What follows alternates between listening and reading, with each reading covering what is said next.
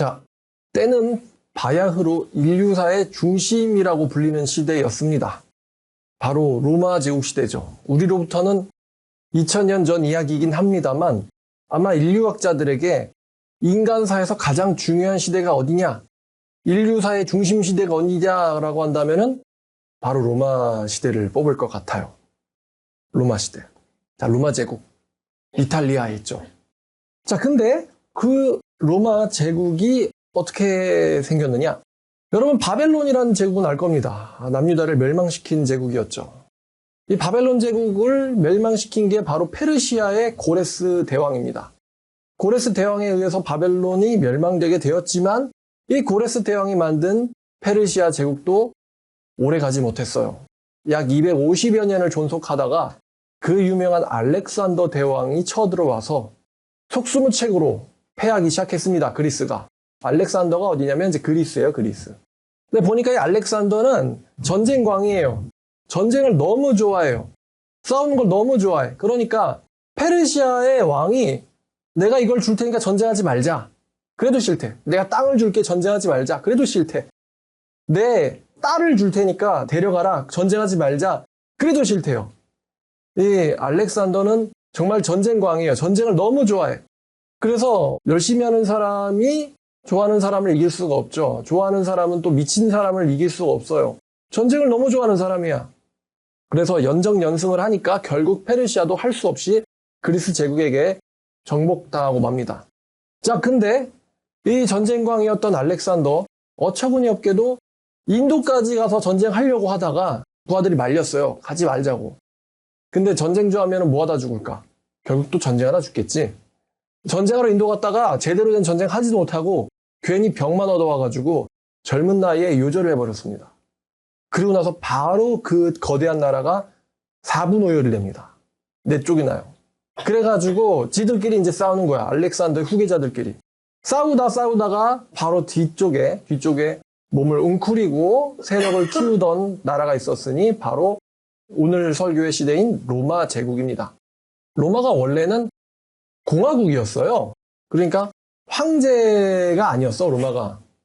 그리스가 4분오열이 됐는데 이 4분오열 된 그리스의 나라 중에서 이제 그리스가 갖고 있던 나라 중에 하나가 바로 이집트예요. 이집트가 그리스 시대 땐 이집트가 프톨레마이오스라고 불렸어요. 근데 이 이집트의 그 마지막 여왕이 오늘날의 이제 유명한 클레오파트라예요. 클레오파트라. 이게 평가가 좀 갈립니다. 유능한 여성, 현대의 커리어 우먼의 시조를 할 수 있는 유능한 여성일까? 아니면은 음녀일까? 요녀일까? 아니면 유능한 여성일까? 아마 여성들이 유능하다 그러면은 그 평가가 둘로 갈리는 것 같아. 로마 제국의 안토니우스라는 사람을 꼬셨다고 해야 될까요? 안토니우스랑 사랑을 하게 되는데 적과의 사랑 같은 거죠. 근데 안토니우스의 배신을 알아챈 오늘의 이제 등장하는 사람이 이제 아구스도, 성경 아구스도라고 나오고 원래는 아우구스투스예요. 존엄한 자란 뜻이죠. 아우구스투스한테 이 배신이 들통이 납니다. 안토니우스가. 그래가지고 이 아우구스투스가 로마 원로원의 허락을 받아서 이집트 전쟁을 합니다. 그래서 로마는 전쟁에서 매우 강한 나라예요. 매우 강한 나라. 당연히 이길 수가 없지. 결국 안토니우스도 자살을 하고 클레오파트라도 자살을 합니다. 근데 클레오파트라가 자살을 어떻게 했냐면은 독사한테 자기를 물게 해가지고 스스로 이제 음독 자살을 한 거죠. 뭐 독을 마셨다기보다는 이제 독을 맞은 거지. 그래서 마지막 그리스 제국이었던 프톨레마이오스가 멸망하고 아우구스투스는 전 세계를 제패한 그 공으로 황제가 됩니다. 황제가 되니까 이제 로마 공화국이 로마 제국이 된 거죠. 자, 이 전 세계를 제패한 아우구스투스. 이 사람이 로마 최고 자리에 올라 황제가 되었으니 바로 이게 그 막강한 로마 제국의 시작이었습니다. 근데 이때 고대 그리스의 식민지이자 이제는 그리스가 멸망하면서 로마 제국의 식민지가 돼버린, 여러분 식민지 하면은 우리나라도 식민지였었다는 거 알고 있죠? 쉬운 말로 하면은 이제 꼬봉, 시다바리, 셔틀 같은 거예요. 너 돈 내놔? 네. 너 병사 내놔? 네. 너 노비 내놔? 네. 너 마누라 내놔. 네. 다 뺏기고 있는 그 셔틀 같은 게 바로 식민지야, 식민지. 우리나라도 한때는 일본의 식민지였었습니다. 지금 생각하면 좀 이상해요. 왜냐면 일본 애들 보면 키가 되게 작거든? 근데 어떻게 그런 애들이 우리나라 조상들을 다 이길 수가 있지? 이상하단 말이지. 자, 그 식민지였던 나라가 있었으니 이스라엘입니다, 이스라엘. 이스라엘이 식민지였어요. 로마 제국의 식민지. 그래서 우리나라에 이제 조선 총독부가 있었던 것처럼 이스라엘도 총독, 로마가 보낸 총독에 의해서 이제 정치, 섭정을 받고 있었는데 이 식민지였던 이스라엘에 한 아기가 태어나게 됩니다. 무슨 스토리 같지 않아요? 식민지였던 나라에서 한 아기가 태어나게 되는데 그 아기가 사실 만국들의 왕이 될 운명이었어. 모든 나라들의 왕이 될 운명이었어. 그 운명을 가진 아기가 식민지였던 이스라엘에서 태어나게 된단 말이지. 그 아기의 이름이 예수라 불리는 하나님 보내신 자였어요. 하나님의 아들. 로마에 진짜 하나님의 아들이라 불리는 자가 있었는데 근데 식민지에 진짜 하나님의 아들이 나왔어. 사람들이 아우구스투스는 몰라요. 그지? 아우구스투스는 몰라. 근데 예수는 다 알아. 2000년이 지났는데. 그죠? 2000년이 지나니까 2000년 전에는 아우구스투스가 더 유명했을지도 모르지. 아마 로마 제국 시민들 중에 아우구스투스를 모르는 사람은 없었겠죠? 근데 지금 오늘날 아우구스투스는 몰라도 예수님은 다 알아요. 자, 이 아우구스투스가 호적해라. 우리나라의 제국에 국민들이 누구누구 있나? 얼마나 있나? 알아보려고 호적해라 해서 자기 고향으로 가서 호적을 어쩔 수 없이 뭐 힘이 없으면 가라면 가야지. 그래서 이 요셉과 마리아, 예수님의 부모죠가 호적하려고 베들레헴으로 갔어요. 근데 베들레헴으로 갔는데 그 베들레헴에 다들 호적하러 와가지고 묵을 방이 없었어. 자, 그 이야기가 오늘 설교의 본문입니다. 누가복음 2장이 되겠습니다. 자, 누가복음 2장. 자, 이렇게 역사 이야기로 해주는 건 설교의 위치, 역사적 위치를 여러분들에게 알게 하기 위해서예요. 재밌지 않아? 우리는 대한민국에서 내 방에 전기만 들어오면 문제가 없다고 생각하는데 근데 이 대한민국이라는 것도 사실은 지켜지고 있고 누군가에 의해서 군인에 의해서 지켜지고 있고 부모에 의해서 지켜지고 있고 경찰에 의해서 지켜지고 있고 이게 아니면 갑자기 누가 내 방으로 들어와가지고 이스라엘 봤어? 이스라엘 보면은 방에 사람들이 있는데 들어와가지고 갑자기 방문 딱 차고 들어오더니만 총질을 막 해. 그지? 이스라엘도 선진국인데 선진국에 살던 시민이 살고 있는데 갑자기 들어오더니만 문을 부시고는 총질을 막 해.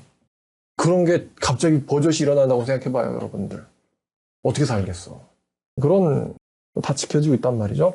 자, 누가복음 2장 1절입니다. 이때 카이사르 아우구스투스가 원래 이렇게 번역됐어야 됐어요. 근데 뭐 우리나라 약간 옛날 말투를 좋아하죠. 카이사 아구스도가 영을 내려 천하로 다 호적하라 했으니 이 호적은 그레뇨가 수리아 총독이 되었을 때 처음 한 것이라. 모든 사람이 호적하려고 각각 고향으로 돌아가는데 요셉도 다윗의 집 족속이므로 갈릴리 나사렛 동네에서 유다를 향해 베들레헴이라는 다윗의 동네로 그 약혼한 마리아와 함께 호적하러 올라가니 마리아가 이미 잉태하였더라. 그러니까 이제 임신부를 데리고 먼 여행을 하던 거였어요. 거기 있을 때 해산할 날이 왔는데 첫 아들을 낳아 강보에 싸서 구유에 뉘었으니 이는 여관에 있을 곳이 없음이러라. 방이 없었대요. 자, 한편 그 지역에 목자들이 있어 밤에 밖에서 자기 양떼를 지키더니 여러분 지금도 이스라엘 가면은 양칩니다. 네, 양쳐요. 양이 매우 많지. 그러니까 그 중에 직업 중에 하나가 이제 우리나라에는 편의점 알바가 있다 그러면 왠지 이스라엘에는 목자 알바가 있을 것 같기도 해요. 좀 심심하지 않을까? 목자 알바? 바깥에서 계속 서서 가만히 양들이 잘 있나를 세야 되는 직업인데 자, 밤에 자기 양떼를 지키고 있었는데 주의 사자가 갑자기 곁에 서고 주의 영광이 그들을 두루 비춤에 그 목자들이 크게 무서워하는지라. 천사가 목자들에게 이르되 무서워하지 마라. 내가 온 백성에게 미칠 큰 기쁨의 좋은 소식을 너희에게 전하노라. 오늘 다윗의 동네에 너희를 위하여 구주가 나셨으니 곧 그리스도 주시니라. 자, 근데 제가 이런 질문이 들었어요, 갑자기. 뭐냐면 왜 이 천사들이 목자들한테 나타났을까? 크게 생각해 본 적은 없는데 만약에 천사들이 게이머에게 나타났다. 그러면 들을까요? 아직 지금 급하거든요. 안 듣겠지? 아마도 이 목자들은 자기 일에 충실했던 사람들이었던 것 같아요. 이 목자들은 자기 일에 충실했다. 밤에 자기 양떼를 잘 지켰던 모양입니다. 성실하고 충실한 사람. 그리고 두 번째는 이 목자들은 아마도 하나님의 말씀에 대해서 서로 논하던 사이인 것 같아요. 하나님 말씀에 말이야. 왜 목자가 할 게 없잖아. 양이 잘 있는데 자기들끼리 할 게 뭐가 있겠어. 하나님의 말씀에 대해서 서로 논하는 사이였던 것 같아요. 그 이유가 뭐냐면 천사가 그리스도 주시니라 라고 했는데 그 그리스도 주라는 말에 이 목자들이 귀가 번뜩 뜨여가지고 양떼를 뒀다. 양떼를 두고 그 말이 사실인지를 알아보러 가자라고 했단 말이에요. 그러니까 하나님의 말씀에 관심이 굉장히 많고 호기심도 많고 관심사가 거기에 또 있었던 거예요. 그러니까 가자 그랬더니 목자들이 다 같이 알았다 그러고서는 천사들의 말이 사실인지를 확인하러 갑니다. 아마 그 정도가 아니라면은 그래? 그럴까? 하면서 뭐 그런가 보다 이러고 안 갈 수도 있잖아요. 난 여기 양이 있으니까 안 갈래? 이렇게 할 수도 있는데 목자들은 갔어요. 자, 그래서 이 목자들이 천사들의 말을 그냥 흘러넘기지 않고는 마구간을 자, 근데 보세요. 너희가 가서 강보에 쌓여 구유에 뉘어있는 아기를 보리니 그냥 보자기에 쌓여 뉘어있는 아기를 보리니 이것이 너에게 표적이 될 것이다. 그러면 이 천사들이 번지수를 안 알려주잖아요. 그럼 지금 이 목자들은 가서 베들레헴에 있는 방을 일단 마구간에 있는 방을 다 뒤져야 돼요. 그죠? 마구간에 있는 방을 다 뒤져야 되니까 꽤 쉬운 작업은 아니었을 것 같아요. 흩어져 넌 어디다 이렇게 다 가봐 그래가지고 마구간에 아이가 있는지 문 벌컥 열어서 확인해보고 아마 그랬겠죠?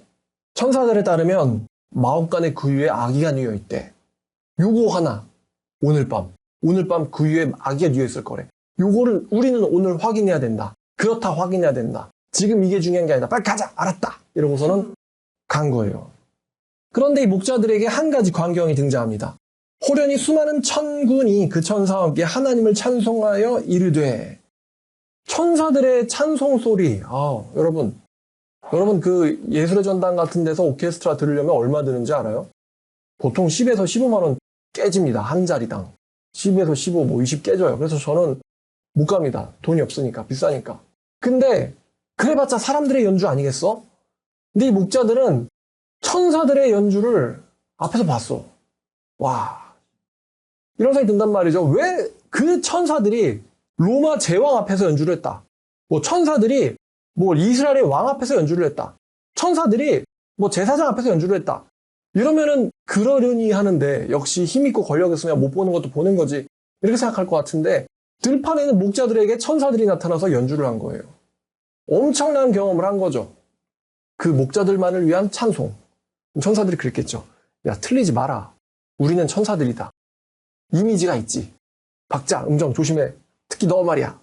자, 그래서 천사들의 연주를 이 목자들이 듣는데 이 목자들이요, 또 하나가 머리가 좋았던 것 같아요.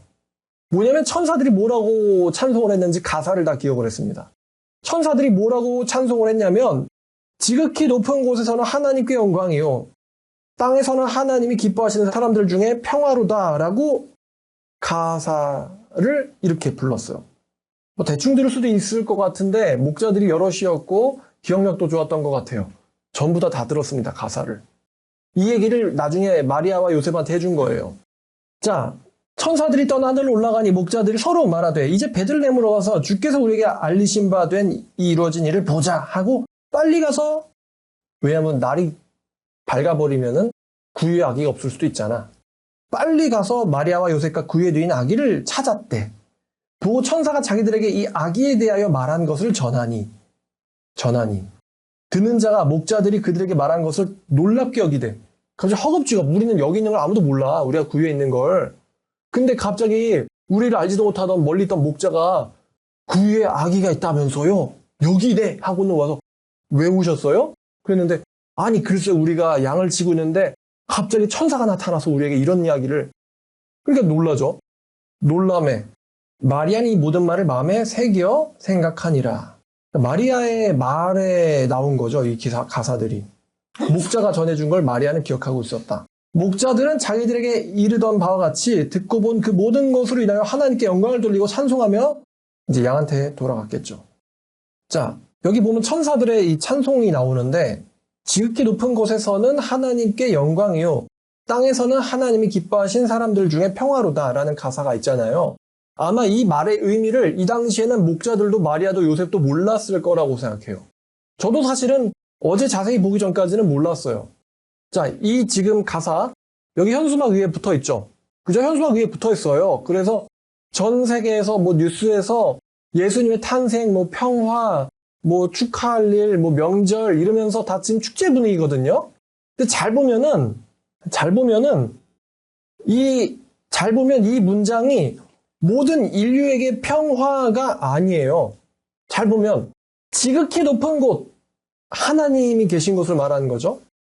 하나님에게 이 예수는 영광이다. 하나님에게 있어서 이 예수님은 영광이다. 하나님에게 있어서. 왜 영광일까요? 예수님이? 예수님은 하나님을 드러내는 분이에요. 하나님을 드러내. 영광이란 단어를 쉽게 말하면 빛이란 뜻이에요. 하나님을 드러내는 빛이에요. 하나님을 나타내시는 분이고, 두 번째는 이 예수님의 행동들을 통해서, 예수님의 일을 통해서 하나님 아버지께서 높임 받으시게 됩니다. 그래서 이 예수님은 하나님의 영광이었다. 하나님에게 있어서는. 이게 높은 쪽에서 있었던 일이고요. 땅에서는 이제 우리 인간들에게죠. 땅에서는 잘 보니까 사람들이 한정돼 있습니다. 누구들에게 한정돼 있냐면은 하나님이 기뻐하신 사람들이라고 한정돼 있어요. 그러니까 평화가 되는 건 예수님은 모두에게 평화가 되지 않으십니다. 잘 들어요. 예수님은 모두에게 평화가 되지 않으신다고. 누구에게만 평화가 되세요?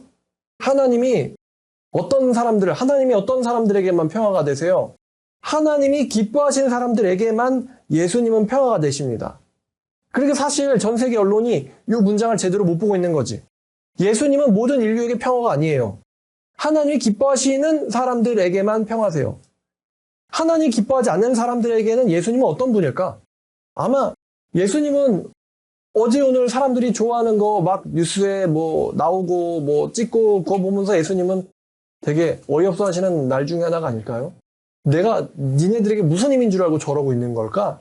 막 거룩한 밤이다 축제다 이러면서 놀자 이러잖아요. 즐기고 놀자 축하하자 그러는데 내가 니들한테 무슨 힘인 줄 알고 축하하고 있는 거냐? 그럼 왜 예수님이 하나님께서 기뻐하시는 사람들에게는 평화실까? 여러분 예수님을 통해서 평화가 여러분들 마음에 있나요? 왜 여러분들 마음에 예수님 때문에 평화가 있지? 여러분 예수님을 모르는 사람들의 마음속에는 평화가 없고 대신 마음속에 전쟁이 있죠. 다른 사람들을 미워하고 나 자신을 또 미워하고 자기 자신과 막 싸우고 마음속은 늘 전쟁 중이에요. 겉으로는 멀쩡해 보이지만 말입니다. 마음속은 늘 전쟁이야. 죄와의 전쟁, 사람들과의 전쟁, 시기 질투와의 전쟁, 원망과 미움과의 전쟁. 보니까 오늘 요즘 이제 남자들이나 여자들이나 다 비교 의식이 심하다며 SNS를 보면서 왜 쟤는 나보다 못났는데 저렇게 잘 살지? 저것밖에 안 하는데 어떻게 1년에 26억을 버는 거야? 이런 거 보면서 이제 충격 먹고 시기 질투하고 그런단 말이죠. 근데 예수님께서 들어오신 사람들은 세상 사람들이 끌려다니는 것에 끌려다니지 않기 때문에 예수님께서 그들에게 자유를 주셨고 평화가 되셨죠. 예수님 제대로 믿는 사람들은 남들과 자기를 비교하지 않아요. 그건 가치가 없잖아. 예수님을 제대로 믿는 사람들은 마음속이 늘 평안해. 남의 가족이 뭐가 잘 됐다. 그런 게 중요하지 않아. 왜냐면 그건 오래가지 않잖아요. 그래서 예수님은 하나님이 기뻐하시는 사람들에게는 평화가 되셨다. 자, 천사들이 이렇게 찬송을 합니다.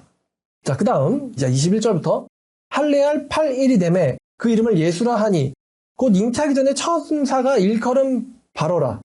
자, 이건 사실 마태복음에 있는 이야기예요. 천사가 예수님의 이름을 정해줍니다. 아기를 낳을 것인데 이름을 예수라 해라. 여러분 예수라는 이름의 의미가 있죠. 하나님은 구원이시다. 하나님은 구원이시다. 라고 이름을 정한 거예요. 예수의 이름은 하나님은 구원이시다. 왜냐하면은 하나님은 예수님을 통해서 우리들을 구원할 분이시기 때문에 예수님은 구원이시다라는 이름을 천사가 주었어요. 자, 22절. 자, 모세의 법대로 정결 예식의 날이 참에 아기를 데리고 예루살렘에 올라갔더니 자, 이는 주의 율법에 쓴 바 첫 해 처음 난 남자마다 주의 거룩한 자라 하리라 한 대로 아기를 주께 드리고.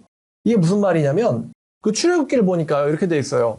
하나님께서 이스라엘 백성들을 이집트에서 구원해내려고 마지막 유월절 재앙에서 누구를 멸했죠? 장남을 멸했어요. 가축이고 사람이고 첫째 난 것을 다 멸했어요. 그래서 이스라엘 백성들을 구원해냈어요. 그러니까 하나님께서 내가 첫째 것들을 멸해서 너네들을 구원했으니까 너네들의 첫째 것은 내 거야. 이렇게 출애굽기에서 말씀해 주셨어요.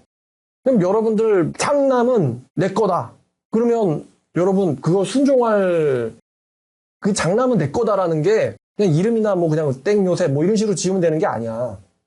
내 거다라는 것은 그 아이의 인생을, 그 아이의 목숨을, 그 아이의 생명을 누가 마음대로 하겠다는 거예요. 하나님이 마음대로 하시겠다는 거잖아요. 어제 그 설교에서 엘리자베스의 이야기가 나왔는데 엘리자베스가 아이를 낳았잖아. 늙은 몸으로. 아이를 낳았단 말이에요. 늙은 몸으로 노산을 했다고. 그러면 그 아이가 그 부모에게 얼마나 정말 보물이겠어요. 자식이 없었는데 늙은 나이에 기적처럼 자식을 낳았어. 얼마나 아이가 보물이겠어요. 근데 여러분 솔직히 말해서 세례 요한의 인생을 우리들이 부러워할 만한 인생, 여러분들이 부모라면 부모들이 부러워할 만한 인생인가요? 성장해서 들판에서 메뚜기랑 야생 꿀 먹고 살다가 결국엔 바른 말 하다가 젊은 나이에 목 잘려 죽었어. 젊은 나이에 감옥에 갇혀서 목 잘려 죽었다고. 그게 모든 부모들이 원하는 인생일까? 모든 부모들이 원하는 자기 자식이 그렇게 됐으면 하는 인생일까요? 여러분들은 안중근 의사가 훌륭하다고 하지 내 아들이 안중근이 되라 그러면 좋아하겠어요? 못하지. 총은 딴 사람들로 쏘라 그래. 왜 내 아들이? 그렇잖아요? 그래서 이 세례 요한 참 세례 요한은 결혼해서 자식을 남긴 것도 아니고 그럼 도대체 엘리자베스의 세례 요한이라는 게 무슨 의미가 있을까? 엘리자베스에게 있어서 인간적인 생각으로는 뭐 대가 남아야 되는데 유교적인 사상에서는 무슨 의미가 있을까? 어떻게 보면 아무 의미도 없다라고 세상 사람들 기준으로는 볼 수도 있겠죠. 근데 세례 요한은 여러분들 아시는 바대로 예수님의 사역을 예비하는 사람이었어요. 예수님이 3년 만에 그렇게 큰 영향력을 끼칠 수 있었던 절대적인 원인 중에 하나는 세례 요한 때문이었죠. 자, 근데 이 요셉과 마리아도 하나님 말씀을 굉장히 잘 지키는 사람이었죠. 하나님 말씀을 굉장히 잘 지키는 사람이었기 때문에 첫째 아들은 내 거다 라는 그 말씀을 지키려고 예루살렘 성전으로 갑니다. 계약을 하는 거죠. 이 아들은 당신의 것입니다. 이는 주의 율법에 쓴 바 첫 해에 처음 난 자마다 주님의 거룩한 자라 하리라 한 대로 아기를 주님께 드리고 예수님을 하나님께 드리고 주님의 율법에 말씀하신 대로 산비둘기 한 쌍이나 어린 집비둘기 둘로 제사하려 함이라. 별로 집이 부유하진 않았던 것 같아요. 어쨌든 중요한 건 내 첫아들을 드린다. 그 계약을 하려고 예루살렘으로 갔는데 예루살렘에 있었던 사람이 있었으니 바로 이 시므온이라고 하는 노인이 있었어요. 시므온. 듣다라는 단어에서 파생된 이름입니다. 듣다. 시므온이라는 하는 노인이 있었으니 이 사람이 어떤 사람이었냐? 의롭고 경건한 자였다라고 합니다. 의롭고 경건한 자였다. 그러니까 여러분 이 대한민국에 의롭고 경건한 자다. 그럼 얼마나 있겠어요? 예수님 때도 마찬가지였어요. 예수님 때에 예수님의 예언을 믿지 않고도 멸망당한 사람들이 얼마나 있다고? 120만 명의 사람 중에 3천 명이 예수님 말씀 듣고 도망갔거든요. 그럼 120만 명 중에 3천 명이면은 몇 퍼센트는 안 들었지? 제가 그때 계산을 했는데 0.25%였어요. 99.75%. 99.75%는 예수님의 말씀을 귀 기울이지 않았어. 그 정도 비율이었단 말이에요. 예수님 시대에도. 99.75%는 구원을 받지 못했다고. 그러니까 시몬이라는 이런 노인이 흔해요? 드물어요? 엄청 드물지. 근데 이렇게 엄청 드문 사람인데 드문 사람이 드물게 성전을 갔는데 하필이면 그날이 예수님의 부모인 요셉과 마리아가 예수님을 드리려고 성전으로 가는 날이었어요. 이게 우연일까? 우연일까요? 우연이 아니야. 우연이 아니야. 아마 요셉과 마리아는 시몬이 이상 행동을 보이니까 이 사람이 왜 이러는지에 대해서 물어봤을 거예요. 당신은 누구시며 어떤 분이시냐? 그 시몬에 대해서 자기가 받은 인상과 기억을 누가복음에 남긴 거죠. 하나님은 인간의 모든 것을 다 지배하시는 분이세요. 우리는 우리의 의지대로 행동한다. 아기를 드려야지.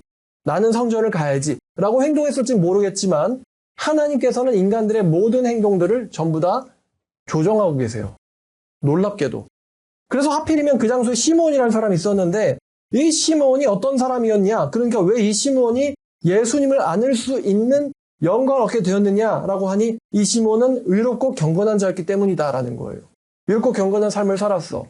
의롭고 경건한 삶을 살았으며 이 사람은 이스라엘의 위로를 기다리고 있는 자였어요. 이스라엘의 위로. 나라는 식민지 상태야. 영적으로는, 신앙적으로는 종교가 황폐하게 되었어. 유대교의 참 정신을 잃었죠, 이미 잃었고, 나라는 대내외적으로 굉장히 어지러웠어요. 가짜 왕인 헤롯이 왕이라고 설치지를 않나. 우리나라는 식민지가 돼서 뺏기지를 않나. 영적으로는 백성들이 죄다 하나님의 말씀을 떠나 있는 상태였어요. 그런 시므온에게 이 사람이 뭘 기대하겠어요? 혼자 외롭고 혼자 거룩하면 재미가 있을까요? 아니, 목자도 같이 다녀야 재밌지. 혼자 외롭고 혼자 거룩하면 재미없잖아. 놀림이나 받지. 그래서 이 시므온이 기다리고 있는 게 있었으니 바로 이스라엘의 위로였어요. 하나님이 언제 이스라엘을 영적으로, 양적으로, 질적으로 회복시키실 것인가. 이거를 기다리고 있는 노인이 있었어요. 근데 이 노인에게 성령께서 예언을 해주십니다. 뭐냐면은 너는 그리스도를 보기 전까진 죽지 않을 것이다. 그러니까 이 시므온에게 있어서 인생이란 뭘까? 왜 살아야 됩니까? 아니, 왜 나는 죽으면 안 됩니까? 내 인생이란 무엇일까요에 대해서 성령은 알려주셨어요. 그리스도를 보는 거야. 하나님께서 너에게 선물을 주셨으니 너의 의로움과 삶을 보시고 너의 그 간절한 너의 속 마음을 아시고 너에게 선물을 주셨으니 너는 이스라엘의 구원자를 네 눈으로 보기 전까지는 죽지 않을 거다. 자, 그래서 이 시므온은 내 평생에 그리스도를 볼 것이다 라는 이 예언 하나를 꼭 붙잡고는 하루하루를 이 낙심할 수밖에 없는 하루하루였을지도 몰라요. 식민지, 영적인 황폐화, 타락. 그 상황 속에서 내가 왜 살아야 되냐? 내가 왜 살아야 되냐? 이 질문을 분명 시므온이 많이 했던 것 같아요. 내가 왜 살아야 되지? 나는 왜 살아야 되지? 이런 나라, 이런 사회 가운데서 노인으로 연명하는 게 무슨 의미가 있을까? 왜 살아야 되냐라는 끊임없는 이런 공허함과 갈등 속에서 한 가지의 예언이 너는 그리스도를 볼 자다. 이 예언 하나 때문에 노인이 살아오고 있었던 것이죠. 근데 그 노인이 성전으로 올라갔는데 그 올라간 성전에 예수님이 요셉과 마리아에 의해서 오셨어요. 성령의 감동으로 성전에 올라갔는데 내가 올라갔는데 그게 성령의 감동이었다. 마침 부모가 율법의 관례대로 행하고자 하여 그 아기 예수를 데리고 오는지라. 그 시몬이 아기를 보고는 너무 놀라고 기뻐했겠죠. 너무 놀라서 기뻐해서 아기를 안고 하나님을 찬송하면서 이르는 그 첫 마디가 있습니다. 아직은 이 말이 잘 이해가 완전히 되진 않아요. 완전히 되진 않아.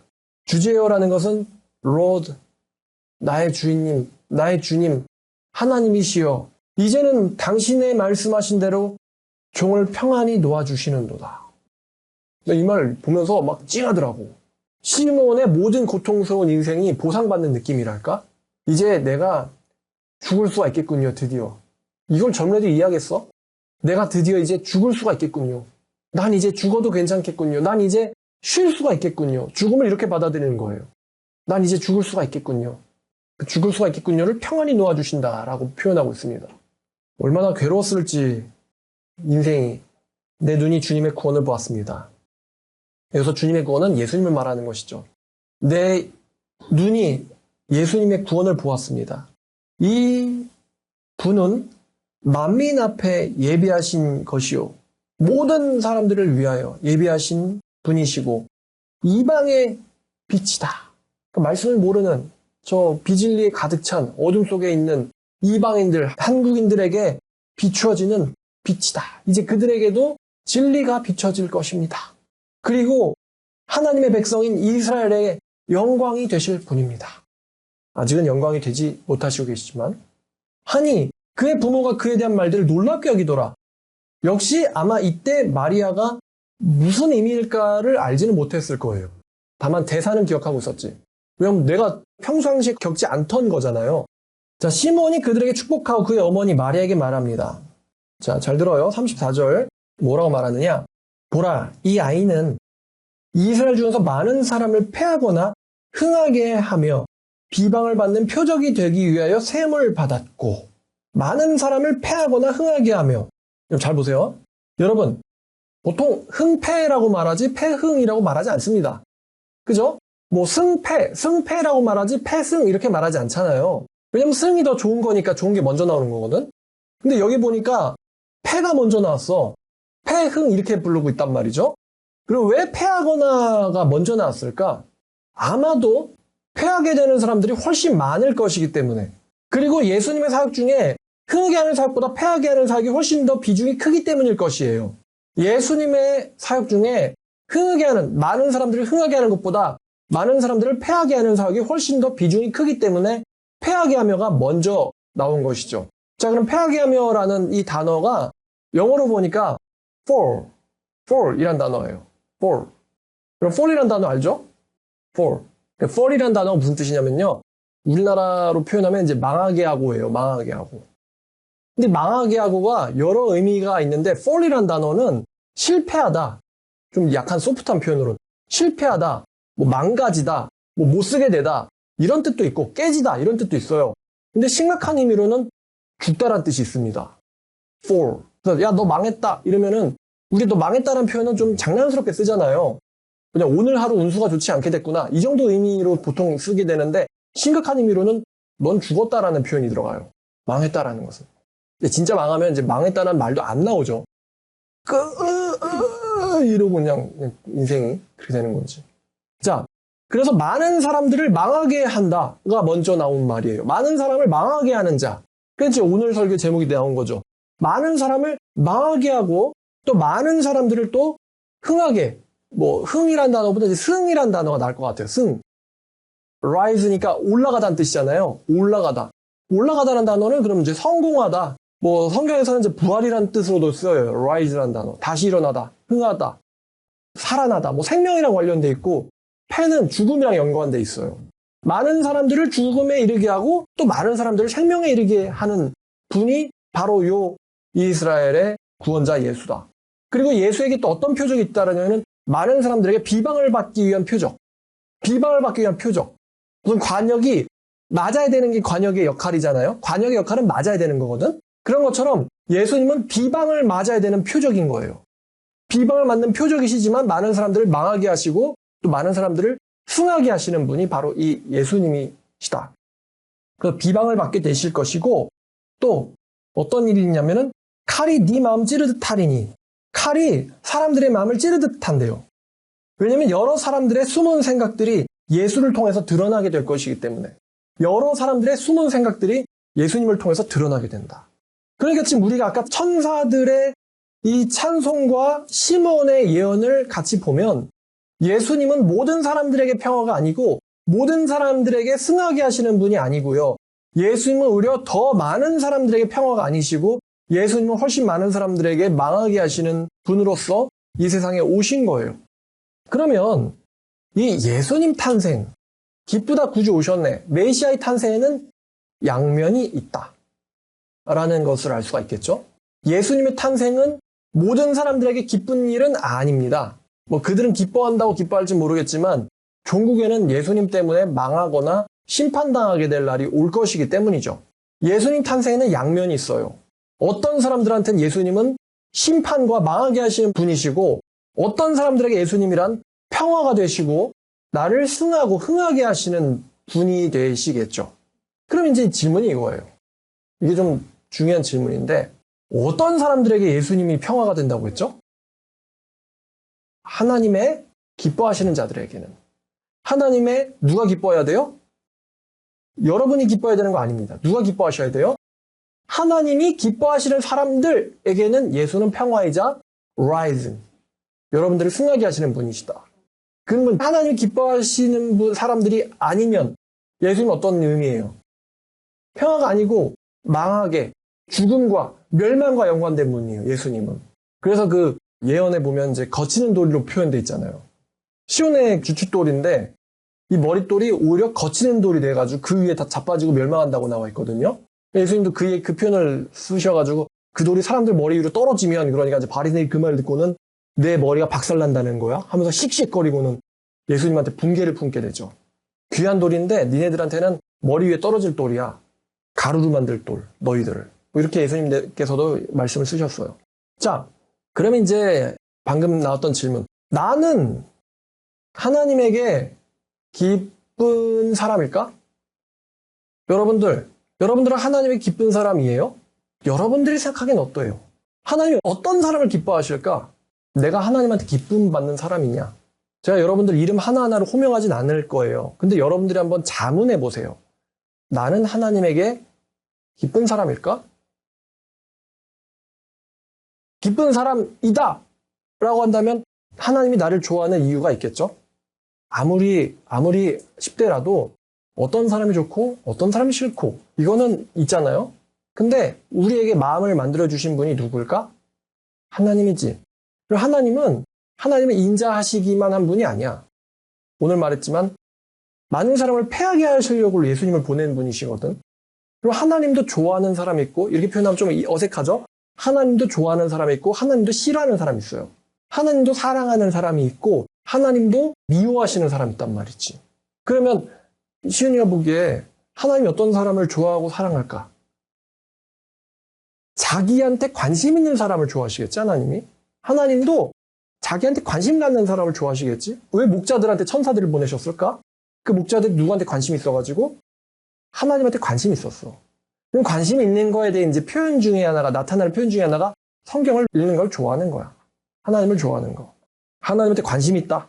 그리고 하나님이 하신 말씀을 외우고, 기억하고, 또 하나님이 하실 일에 내가 도움이 될 수는 없을까? 이렇게 생각하면 하나님이 매우 기뻐하시겠지? 그 사람들한테 예수님 평화예요. 그렇지만 반대로 하나님한테 관심이 없어. 하나님 뭘 하시든지 관심이 없어. 하나님이 뭘 하라 그러면은 싫어. 뭘 내놔라, 희생해라 그러면 더 싫어. 그런 사람들한테는 하나님은 전혀 기뻐하시는 사람들이 아니겠죠. 자, 그래서 오늘 예수님의 탄생에는 두 가지의 양면이 있다. 여러분들은 하나님께 기뻐 받으심을 받는 사람들인가? 아니면은 그렇지 않은 사람들인가? 하나님이 어떤 사람들을 기뻐하실까? 예수님은 그 기뻐하시는 사람들에게 승리가 되시고, 또 출세라고 표현해야 될까요? 높여주시고, 그 사람들을. 궁극적으로는 그 사람들에게 생명을 주시는 분이 바로 예수님이에요. 자신의 목숨을 죽임으로써 우리에게 생명을 주셨죠, 이분이. 그런데 반대로 하나님의 기쁨을 받지 못하는 사람들에게 예수님은 평화가 되시지 못하고요. 또 성경에 보니까 망하고 멸망하고 죽음을 예수님에 의해서 받게 되는 거예요. 마지막에는 심판까지. 산자가 죽은 자를 뭐하러 오신다고요? 심판하러 오신다. 자, 이렇게 예수님의 탄생의 의미에 대해서 우리 한번 나눠보았습니다. 시몬처럼 알고 하나님을 섬기는 그런 사람 됐으면 좋겠어요. 여러분들도 마찬가지로 이 사람은 위롭고 경건하고 이스라엘의 혹은 신자들의 위로를 기다리는 자라. 이런 표현으로 여러분들을 성경이 소개한다면 얼마나 기쁠까요? 기도하겠습니다. 하나님 아버지, 오늘 예수님의 탄생에 대해서 들었습니다. 아버지, 지금 지구는 여러 일들로 날리고 또 전쟁이고 또 자연재해고 경제적으로 또 지금 어떻고 정말 뒤숭숭하지만 그럼에도 불구하고 우리는 예수님 안에서 행복하고 만족을 느낍니다. 주님, 우리가 하나님을 경외할 줄 알고 또 두려워할 줄 알고 하나님의 뜻대로 살 수 있는 그런 사람 되도록 우리를 도와주시옵소서. 예수님의 이름으로 기도드렸습니다.